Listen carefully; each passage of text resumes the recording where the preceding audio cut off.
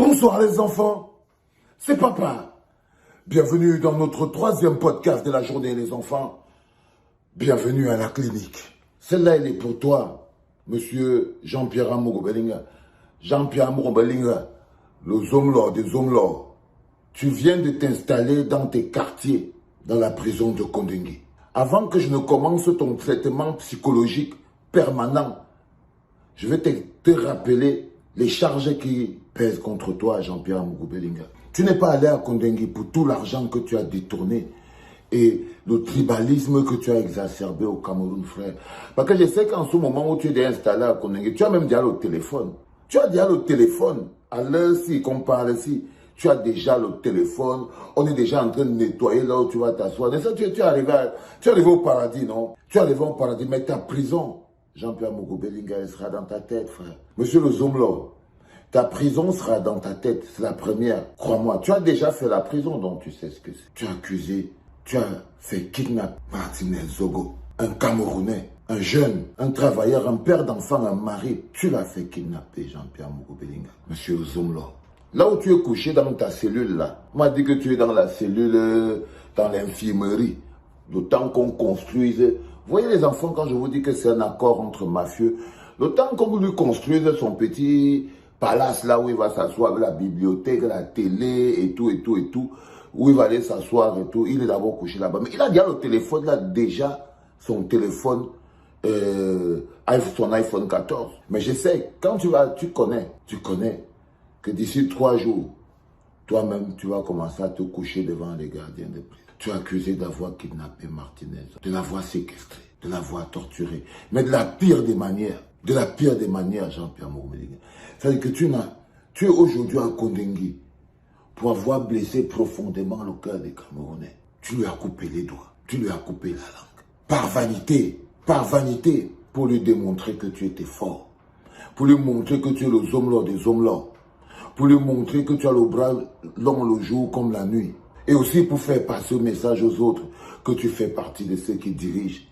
Que si le garde des Sceaux entend ça, il va t'entendre, il va voir ça comment.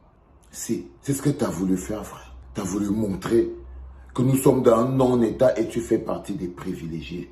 Le sang de Martinez Zogo sur tes mains, monsieur le Zomlor, comme tu es en prison là. Il faut que tu saches que tes voisins de cellule étaient les fidèles auditeurs de Martinez Zogo. Il faut que tu comprennes que s'il y a un endroit où les gens aimaient Martinez Zogo, c'était en prison. Parce qu'il faisait partie du quotidien de tous les Camerounais. Il faisait partie du quotidien de tous les Camerounais. C'est extrêmement important à comprendre, que tu comprends que même là-bas dedans, tu as blessé des gens. Même dans la prison, tu as blessé des gens. Et ils t'attendent là-bas. Ils t'attendent là-bas pour te faire leur rendre compte. Tu crois que tu vas te vanter avec l'argent, Jean-Pierre? Tu entends, non, le Zomlor? Tu crois que l'argent va te protéger d'une humiliation? Mais un petit gars va te casser les reins. Un petit gars va te traverser par derrière. Ça, crois-moi, peut te rassurer qu'un petit gars va te faire le train. Les gars vont te faire le rallye. Juste parce que c'est là-bas que tu vas payer ta facture. Tu seras désormais un fidèle de la clinique. À partir de maintenant, tu seras un fidèle de la clinique. Est-ce qu'un jour, toi, comme tu es maintenant au Ngatara, est-ce que tu crois qu'il y a un jour où tu ne vas pas regarder la clinique? Non.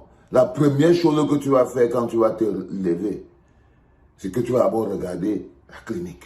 Et tu vas suivre chaque podcast minute by minute. Tu vas attendre de manière précise. Tu vas te concentrer de manière précise pour attendre chaque podcast minute by minute.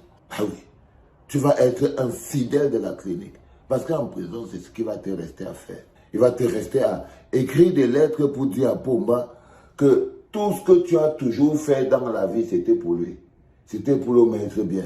C'était pour que son règne soit éternel. Tu as tout financé. Tu as fait ceci. Tu vas lui écrire les lettres en longueur de journée. Et quand ta main sera fatiguée d'écrire les lettres, alors tu vas apprendre à lire, non? Je vais te présenter. Tu connais le code pénal. Tu es un ancien gataman. Tu es un ancien gataman, le Zomlor des Zomlor. Tu es un ancien gataman. Donc tu connais le code pénal. Donc, quand tu auras fini d'écrire les lettres à Pomba pour lui dire que que tu es prêt à téter son sang même là où tu es là. Tellement tu l'aimes. Et tu ne comprends pas comment tu te retrouves dans la situation là où tu es. Donc, quand tu ne seras pas en train de faire ça, de lui écrire les lettres, tu seras connecté à la clinique. Et je veux rythmer ta vie. Je serai avec toi 24 sur 24, bango, bango. Chaque jour, je vais au moins consacrer un podcast pour vérifier que les conditions carcérales dans lesquelles tu te retrouves, pas ton confort, parce que je sais que tu vas payer ton confort, mais que dans la tête, les chaînes que je t'ai mis dans le cerveau tiennent bien.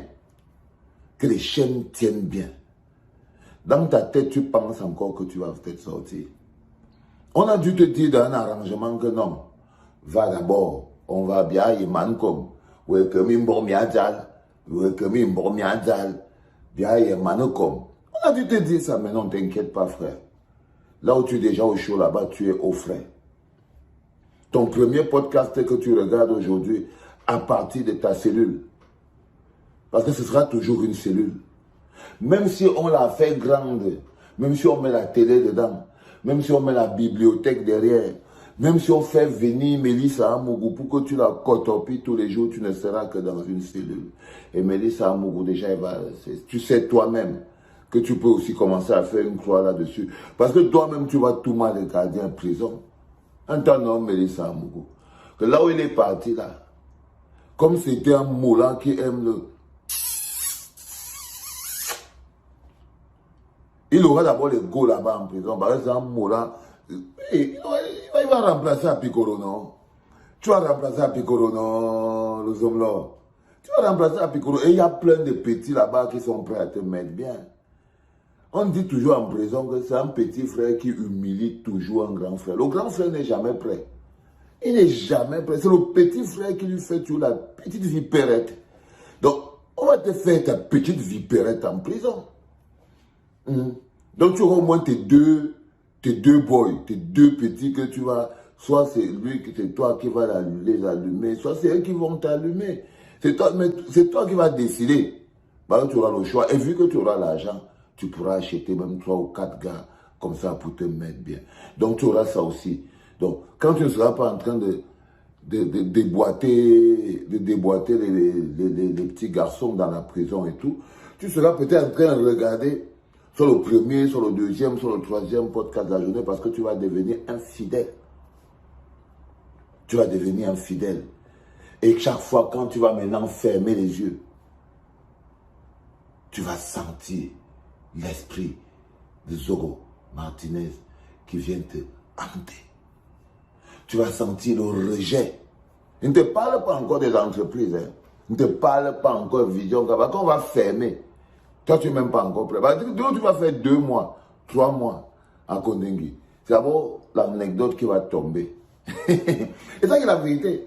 Et quand tu vas faire 3 mois à Kondengui, c'est d'abord l'anecdote qui va tomber. Pam, le journal. Puisque c'est un journal qui ne dit rien aux gens. Ça n'a plus sa place là. Ça n'a plus sa place. On va mettre ça de côté. Tu seras assis en prison comme ça. Tu vas voir comment le truc s'écroule. Ton cœur va chauffer les hommes là.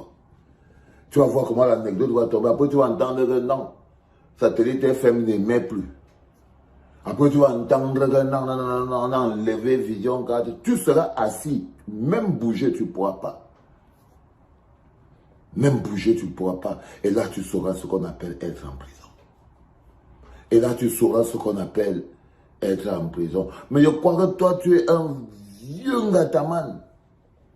Tu es un vieux ngataman. Donc, comme je t'ai dit, tu vas t'adapter. Mais ton cœur sera toujours en train de vérifier ce qui se passe dehors. Pour que tu comprennes que tu n'as plus ta place au milieu des Camerounais. Tu n'as plus ta place dans notre environnement. Tu nous as fait du mal. Tu nous as fait un mal profond. Donc, je viens de te dire que tu vas non seulement habiter à la clinique, mais on va même t'enchaîner là. Parce que comme tu le sais, c'est tout le monde qui passe à la clinique.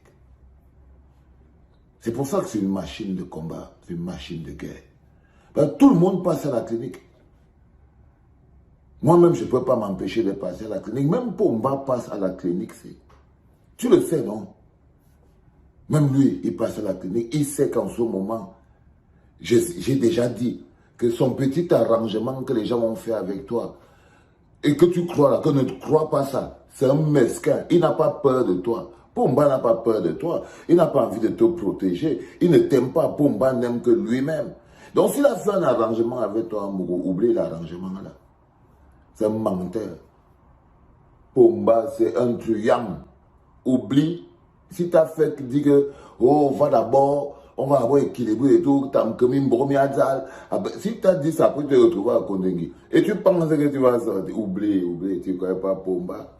S'il y a un filou au Cameroun, le patron de tous les filous du Cameroun, c'est Pumba. Tu crois que qui t'a mis en prison là-bas?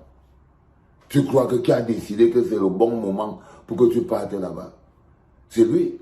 Et là, il croit qu'en t'arrêtant, ça va nous démobiliser. Non, on va te torturer, on va toujours continuer à rester sur toi, on va continuer à te fouiller, on va continuer à secouer l'arbre que tu as. Parce que ce qu'on cherche, c'est la justice. Et tu sais très bien que notre cible, elle est là. Donc tu vas regarder tous les podcasts de papa, tu vas devenir un addict. Tu vas te lever le matin, tu vas dire bonjour les enfants, c'est papa. Quand tu vas courir, tous les autres prisonniers auront déjà regardé le premier podcast de la journée. Donc si tu n'as pas vu, ils vont venir te raconter. Ils vont venir te raconter que, oh, grand frère, tu as vu ce que le papa a dit encore sur toi. Et moi, je serai toujours en train de te rappeler.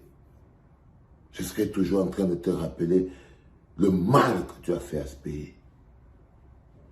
Je serai toujours en train de te rappeler le mal que tu as fait à ce pays-là. Celui qui est le nôtre.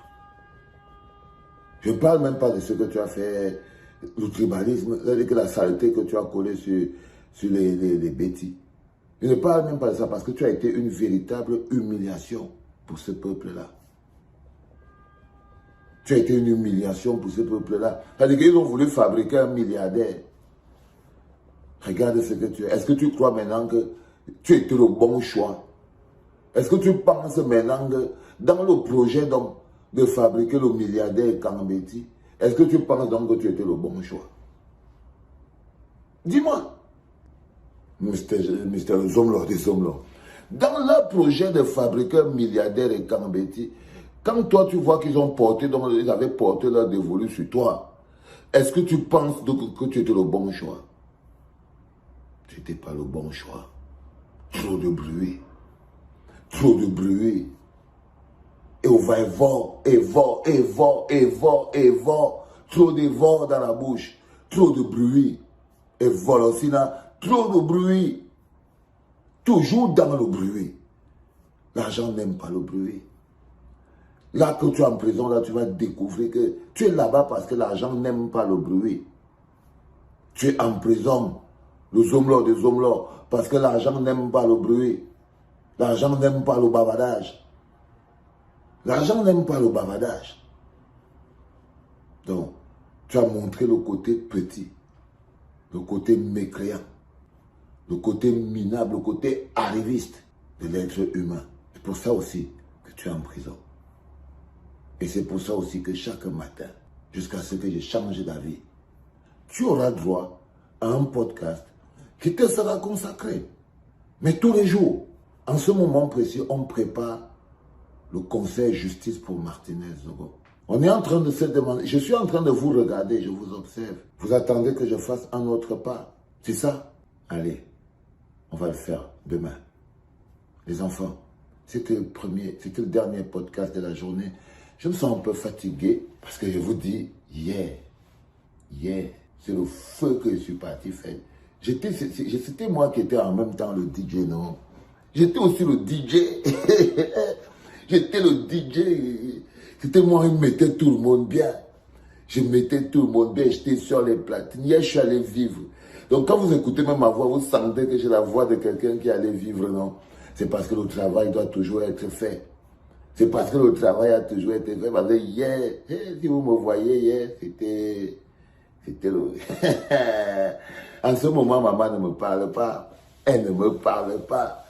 Parce qu'elle s'étonne que je suis rentré à l'heure du premier podcast de la journée. Et que le soleil m'a vu. Les choses qu'elle ne faisait plus, les gars, le soleil m'a vu. Donc, maman dirait, non, tu n'as pas honte. Un vieux, tu restes dehors quand le soleil te voit, moi, la honte, moi aussi, encore paralysé comme ça, si le côté dit que, c'est même que, mais vous voulez quoi? Parfois, l'esprit, vous dit, papa, j'ai vécu hier, les gars. J'ai vécu hier. Bon, mais quoi que c'est aussi mon dernier vécu de l'année. Comme j'ai vécu là, c'était aussi mon jubilé. C'était aussi mon jubilé. Allez, les gars, je vous souhaite une magnifique nuit. Hein. Dormez bien. C'était papa, d'amour, je vous aime de tout mon cœur.